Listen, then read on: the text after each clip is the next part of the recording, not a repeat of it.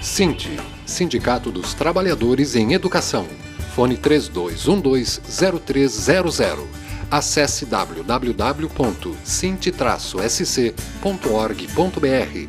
Bem-vindos ao Floripa em Foco do SINT, Sindicato dos Trabalhadores em Educação no Estado de Santa Catarina, que vai ao ar aqui na TV Floripa, no canal 4 da NET. E você também pode acompanhar pela internet no www.tvfloripa.org.br e também pelo site do SINT, www.sint-sc.org.br. Hoje eu vou conversar aqui com o diretor, que é secretário de Assuntos Educacional, o Alduir Kremer, né? Que está aqui conosco, aqui nos estúdios da TV Floripa, que vai passar um panorama para nós aqui de como é que está a situação aí do plano estadual de educação, plano de carreira, enfim, vários assuntos que nós estamos tratando já no decorrer aí do ano e do mês aqui do SINT. Bem-vindo, professor. Boa tarde, é um prazer poder estar aqui. E, de fato, nós estamos vivendo um momento muito intenso, com medidas encaminhadas para a Assembleia Legislativa, com projetos encaminhados para a Assembleia Legislativa que atingem diretamente a educação, não só a educação, também como o conjunto dos serviços públicos do Estado de Santa Catarina, um momento de muita tensão e que, de certa forma, nós percebemos que não é um debate que está tão colocado na sociedade o quanto nós achamos que deveria, pela envergadura, pela influência que terá nos próximos anos para as políticas públicas do nosso Estado.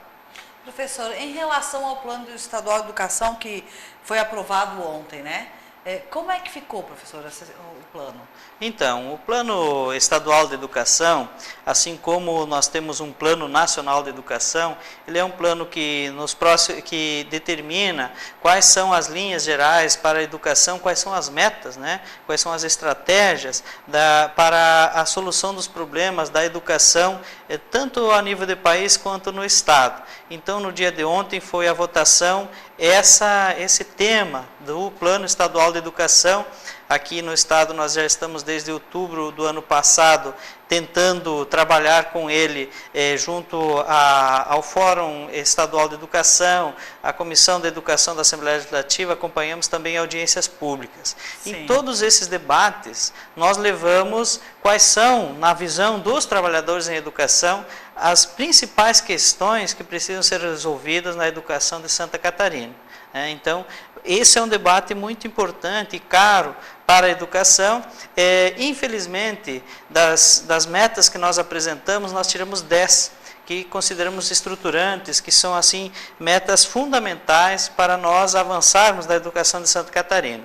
Infelizmente, essas metas não foram acatadas, nem na redação que o governo do Estado mandou para a Assembleia Legislativa, nem tampouco agora apresentadas como emendas. Ontem foram reapresentadas também com destaque em plenário e votadas uma a uma rejeitada pelos deputados alinhados com o governo de Santa Catarina, que infelizmente rejeitaram as emendas que realmente têm importância para várias questões.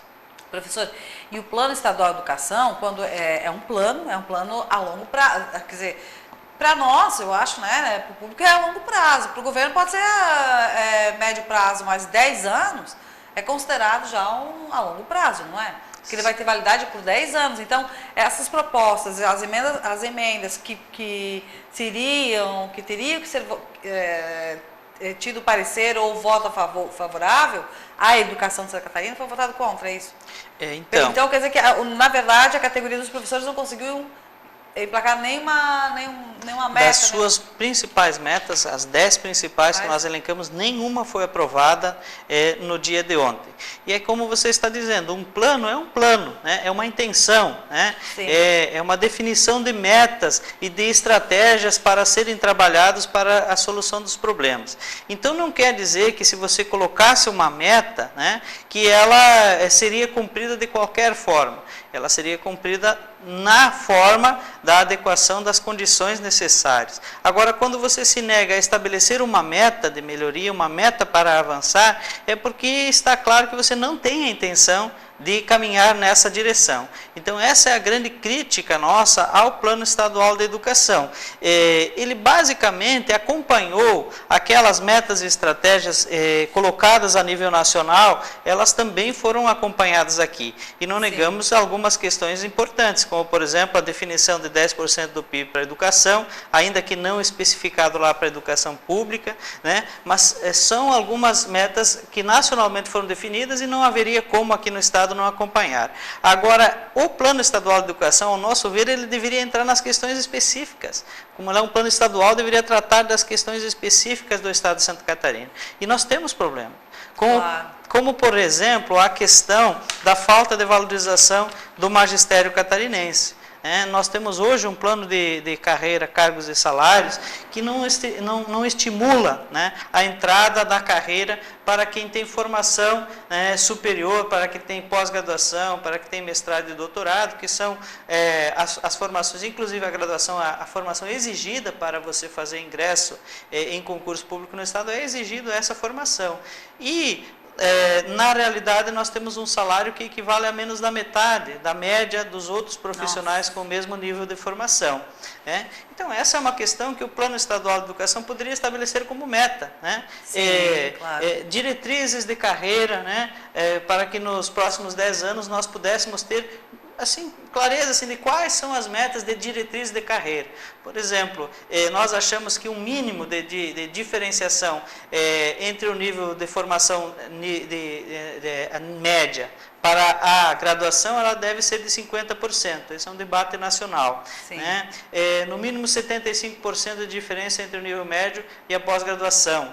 85% para o nível médio e o mestrado. E 100% de diferenciação para o nível de doutorado. Também do início ao final de carreira, a nossa defesa é que haja uma valorização de 50%. Né? E o Plano Estadual de Educação não tocou nesse assunto. Outra questão é a questão da jornada dos trabalhadores em educação. Você sabe que uma jornada de professor em sala de aula, principalmente, ela é uma jornada exaustiva. E nacionalmente se definiu que 1/3 da jornada ela precisa ser cumprida fora da sala de aula. Aqui no nosso estado nós temos problema com isso e uma divergência muito grande com o governo, porque a nossa jornada é definida em hora-aula, mas o governo nos cobra uma jornada de hora-relógio, certo? Então isso causa uma distorção que nos força a estar mais horas em sala de aula e ter menos tempo de planejamento, de preparação das aulas fora de sala de aula. Né? E também o Plano Estadual de Educação, ele não estipulou metas para que nós pudéssemos avançar nesse sentido. Nós temos, por exemplo, a rede federal, que é 50%, né, da jornada em sala de aula e 50% fora. Sim, a né? rede federal é. E nós aqui estamos na defesa de que pelo menos 1/3, e nós não temos isso. Né? Outras questões, como, por exemplo, a democratização das escolas passa, ao nosso ver, por eleições diretas para diretores. Sim. Aqui em Santa Catarina nós tivemos um decreto do governador, mas ele mais cria empecilhos para a participação do processo do que libera para que se participe. Tanto é que agora as pessoas que participaram de movimento de greve, que estiveram na luta pela melhoria da educação no nosso estado, foram impedidos de participar naquele processo que o decreto prevê. Então, também poderia ser uma meta. Bom, hoje é assim, mas daqui 10 anos nós chegássemos com eleições livres de fato, né, com um processo verdadeiramente democrático. A questão também do número de alunos em sala de aula. Nós temos uma lei hoje, a Lei 170, que prevê um número máximo de alunos. No entanto, já apareceu na Assembleia Legislativa projeto para liberar a ampliação do número de alunos em sala de aula. E a gente sabe que essa é uma questão essencial. Se você tem uma sala superlotada, você não tem condições de fazer um bom trabalho. E nós apresentamos uma meta que seria a manutenção dessa legislação e da observação dela. E ela não foi aceita. Isso demonstra a intenção que existe por detrás de ampliar o número de alunos em sala de aula, o que também para nós é muito lamentável. né? Então são assim, ó, várias questões que o Plano Estadual de Educação poderia, né, estar apontando, né, para uma solução de várias questões, né? Outra questão, por exemplo, o financiamento à educação. O Plano Nacional de Educação já traz como meta que o parâmetro para o financiamento à educação seja o custo aluno qualidade. Sim. Ou seja, quais são os insumos, quais são as condições necessárias para que o aluno tenha qualidade do ensino.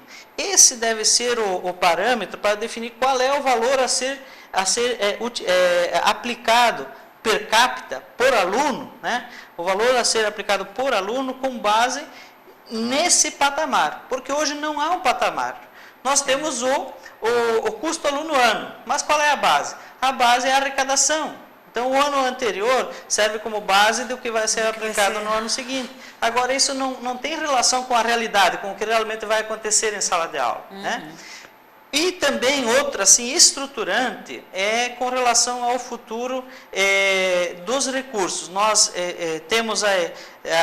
estamos aí no momento de que deve haver um incremento de recursos na educação, pela definição do sistema de partilhas da exploração de petróleo, né, do pré-sal. Nós estamos aí na constituição de um fundo, né, de um fundo nacional do sistema de partilha do petróleo, e também os royalties de petróleo, como o volume está se tornando importante, nós também vamos ter o aumento dos royalties. E está definido que 75% desses recursos vão ser aplicados em educação e 25% em saúde. Nós apresentamos também uma emenda para que se criasse uma legislação que regulamentasse que a aplicação desses recursos seria para a melhoria da carreira do magistério. Se hoje nós estamos com todo esse problema, né, e uma dificuldade de atrair os profissionais para o magistério, essa poderia ser uma solução. E também no dia de ontem foi rejeitado.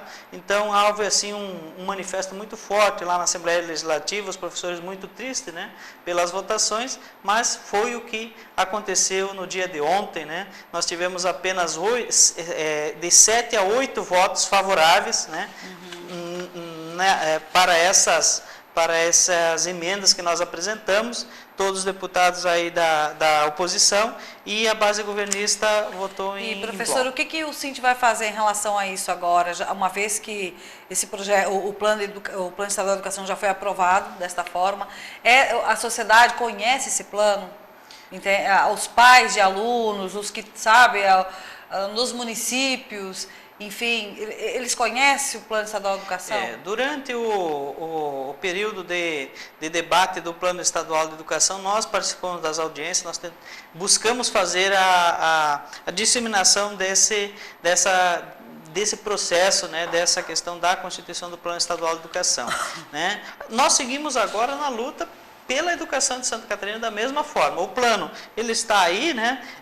As questões estão definidas, mas a luta pela educação segue. E tem outras questões também que estão colocadas, né? Nós temos aí, foi lido no dia de ontem, mudanças ainda mais perversas para a educação, com relação ao Plano Estadual de Educação, com relação à lei dos ACTs e também com relação ao percentual que os servidores pagam para a constituição do Fundo de Previdência. Ah, sim. São 3 pontos que já foram lidos ontem na Assembleia Legislativa e que agora começa a tramitação.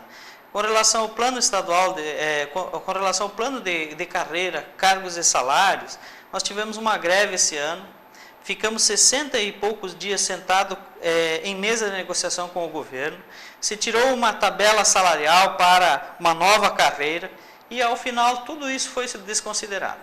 Nossa. O que o governo do Estado encaminhou para a Assembleia Legislativa, na verdade, é ataque aos trabalhadores da educação.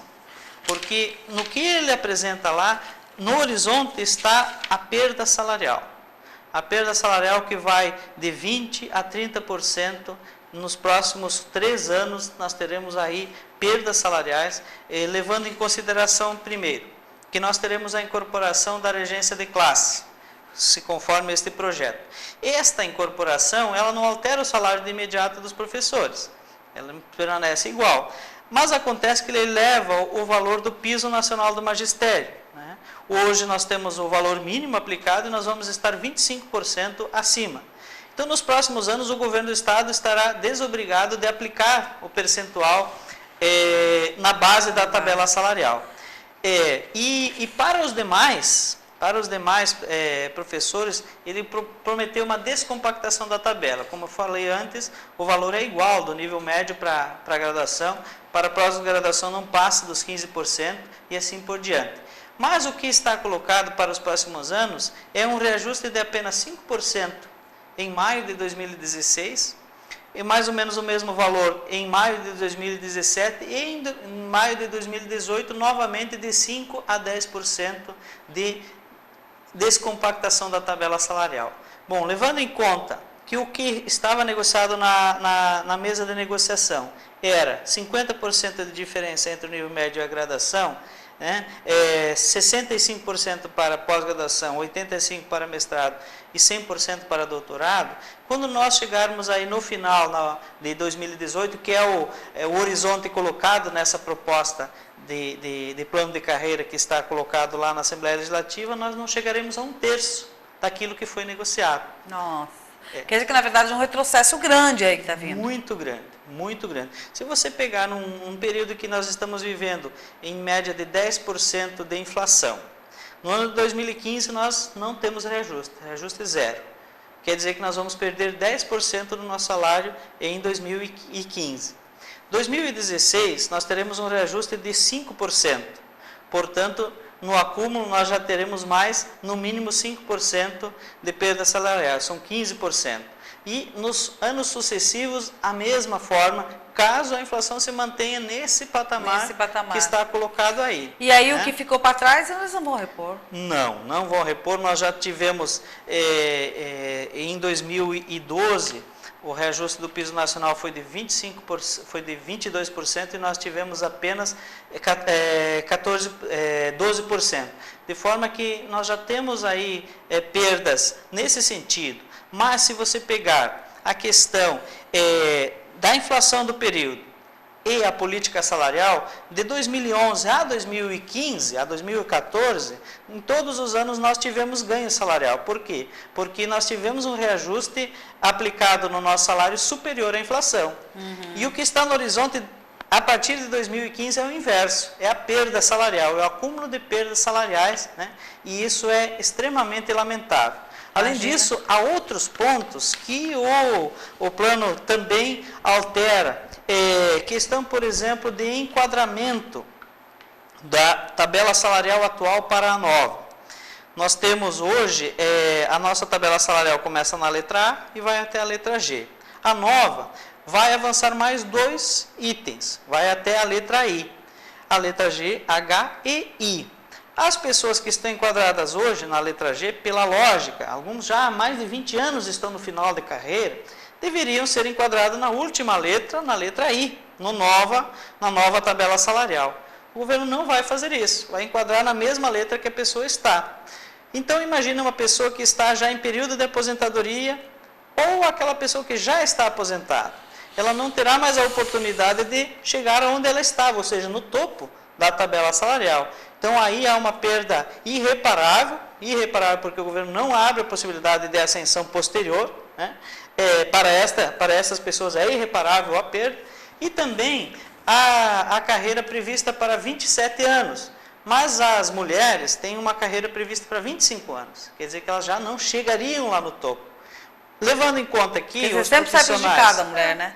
Exatamente. Além da tripla jornada de trabalho, além de tudo que ela já sofre, todas as penalidades, todas as opressões, ainda ganha menos e morre com menos e acaba morrendo antes também. E levando em conta que a maioria dos professores só entram na carreira depois de alguns anos já tendo trabalhado, né, porque não se resolveu uma outra questão do Plano Estadual de Educação, não está de novo no horizonte para ser resolvido, que é a questão de concurso público. Nós hoje temos 40% de professores admitidos em caráter temporário nas escolas. Aí então, não entra no plano de carreira. Nós quisemos, no Plano Estadual de Educação, levamos a meta, né, de se estabelecer concurso público a cada 2 anos, até você ter apenas 10% de ACTs e 90% de efetivos.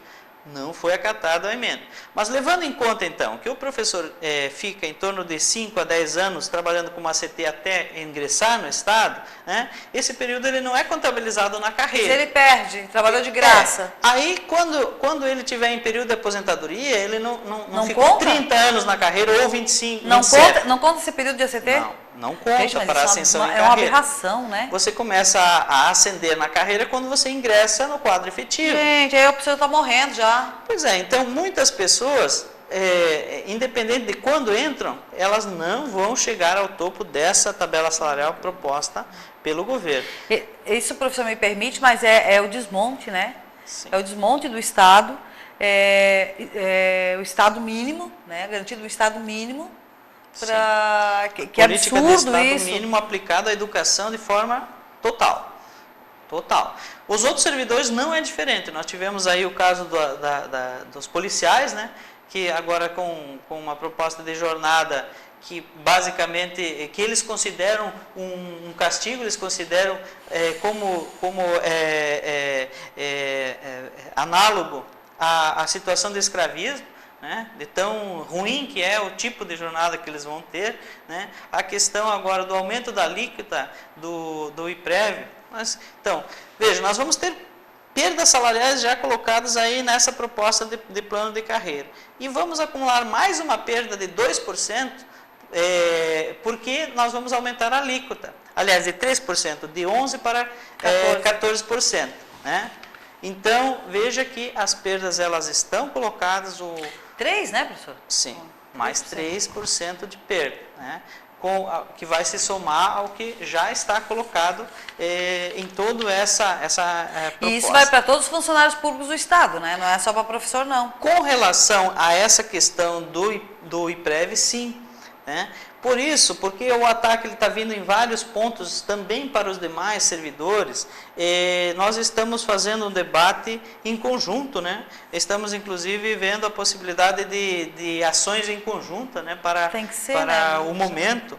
E o governo concentrou, assim, no final do ano, por exemplo, para o magistério é uma época terrível, né? Porque você está em final de ano nas escolas, é um momento assim muito, muito difícil do professor sair da sua escola, né? É óbvio, e ele está se aproveitando do momento para tentar emplacar esses prejuízos, essas perdas para o magistério de Santa Catarina. É triste isso, né? É lamentável que o governo trata assim seus servidores, né? Com tanto desprezo, com tanto frieza, né? Sem levar em conta a realidade vivida mesmo, né? De quem está no trabalho lá na ponta. E isso é muito triste. Fernando, nós temos 5 minutos para 3 para o primeiro bloco. Nossa, professor, vamos então, deixa eu fazer eu quero ver uma outra coisa contigo aqui, porque o tempo passa muito rápido. E ontem também vocês tiveram uma reunião na Secretaria de Educação sobre o diário online. O que seria esse diário online, professor?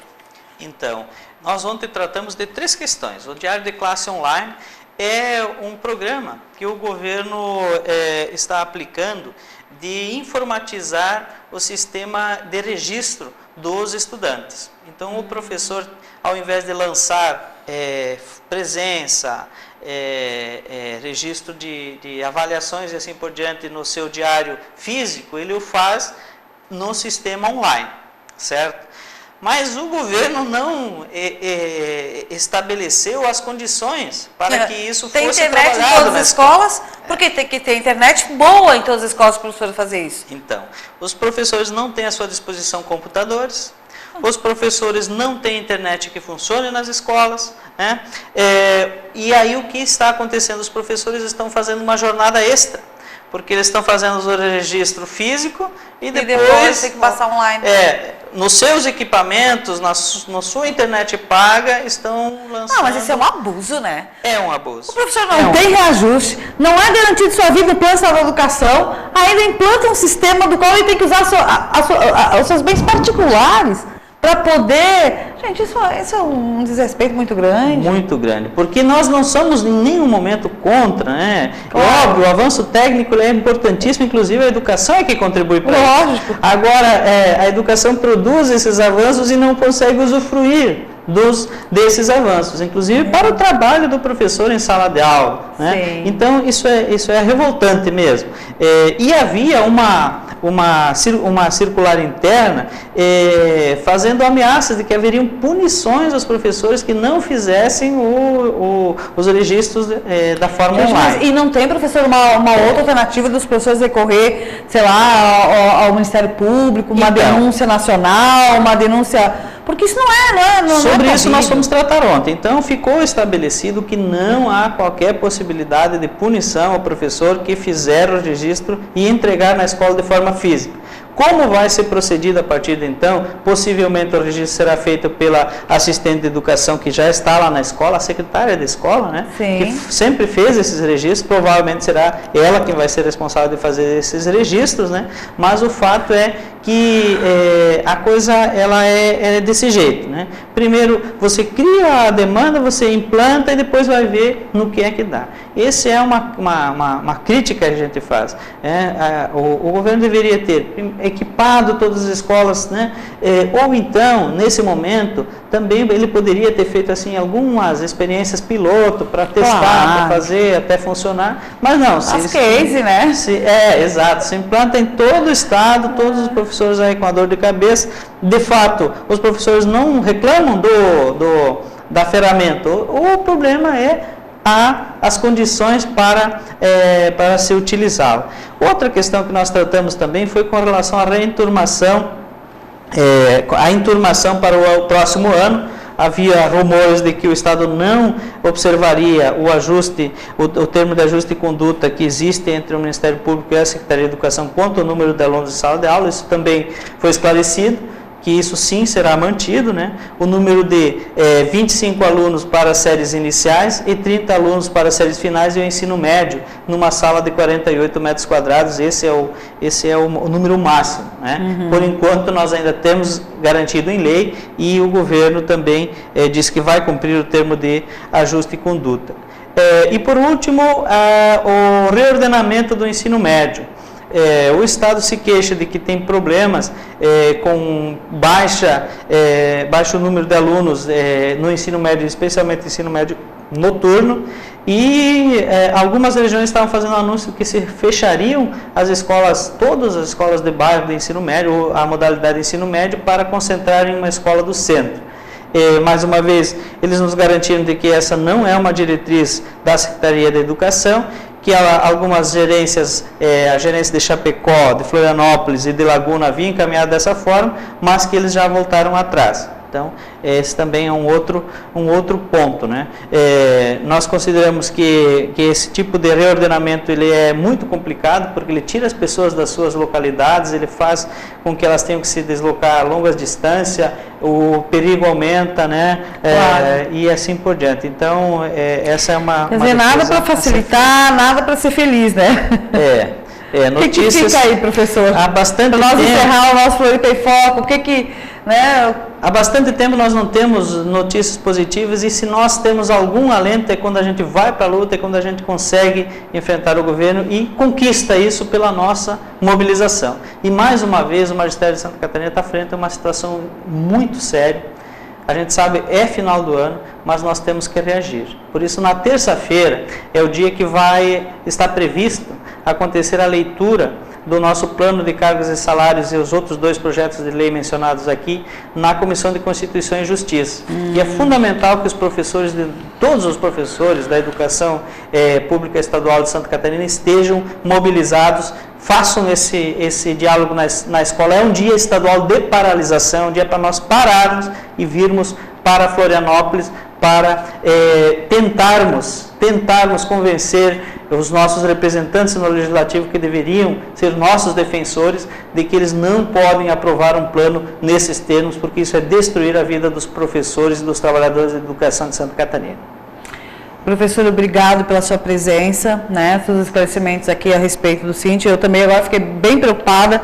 A gente sabia que a coisa não estava boa, mas imaginávamos que a coisa fosse piorar, né? Quando a gente pensa que não tem mais nada de ruim para acontecer, vem bombas, né? Aliás, eu acho que o bombardeio não é só na França, né? Aqui em Santa Catarina vem diretamente do nosso governador, né? Infelizmente, para todos os servidores.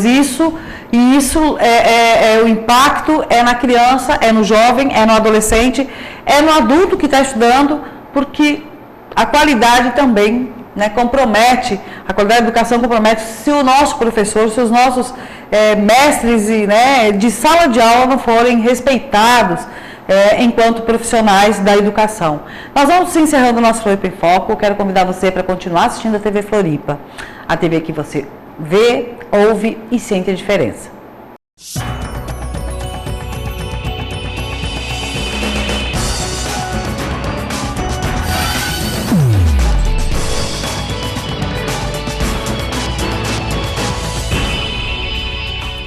Cinti, Sindicato dos Trabalhadores em Educação.